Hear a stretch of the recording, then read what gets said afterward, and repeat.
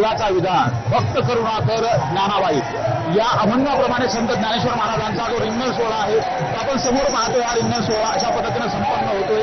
वारकरी देखील भक्तिरसामध्ये न्हाऊन निघतायत। हा अलौकिक सोहळा या आनंदाच्या बाबतीमध्ये अनेक साधू संतांनी वर्णन केलेलं आहे। हा जो देखणा सोहळा आहे हा पाहण्यासाठी लाखो वारकरी या ठिकाणी उपस्थित आहेत। पांडुरंग अवघ्या काही कोसावरती आहे आणि त्याचाच आनंदोत्सव या रिंगण सोहळ्याच्या माध्यमातून साजरा केला जातो। विशेषतः आपण जर पाहिलं तर परंपरेप्रमाणे ज्या मानाच्या दिंड्या आहेत, मानाच्या पालख्या आहेत, मानाच्या ज्या दिंड्या आहेत त्यापैकी जे झेंडेकरी आहेत ते आता पालखीच्या जवळ पोहोचलेले आहेत आणि मानाचा जो अश्व आहे तो देखील आता रिंगणामध्ये प्रदक्षिणा घेणार आहे।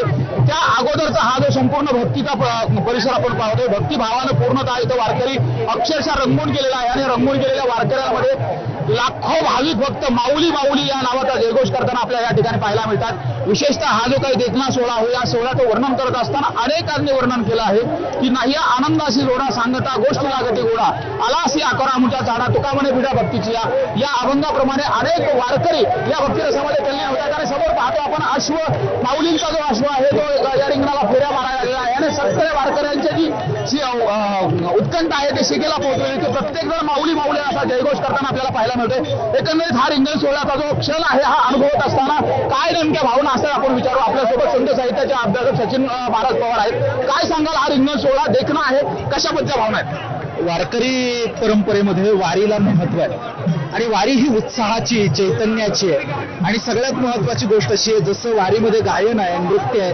तसं वारीमध्ये खेळणं सुद्धा आहे। वारीचा जर आपण विचार केला तर आपल्या लक्षात असं येईल की ही परंपरा जी सुरू केली, ही परंपरा सुरू करत असताना असणारी लोक ही बुळगी लोक नव्हती, ही लढवई लोक होते, सरदार मंडळी त्याच्यामध्ये होती आणि ही सगळी मंडळी आपल्या शौर्याचं प्रदर्शन, आपल्या शौर्याचं सादरीकरण सद्गुरू ज्ञानेश्वर महाराजांच्या समाधी पालखी समोर करताना आपल्याला दिसतात।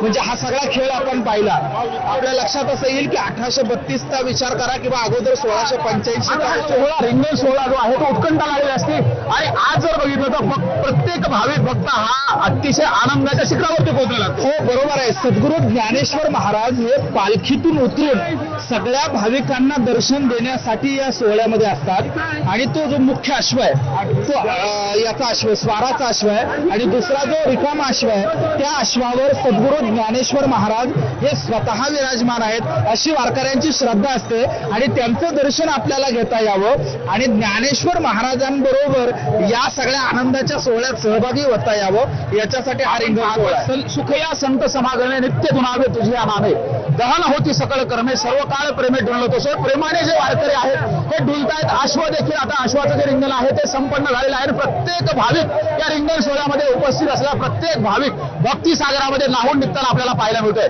व्हिडिओ जर्नलिस्ट प्रवीण शेट्टीसह सुरेश जाधव, न्यूज 18 लोकमत, वाखरी।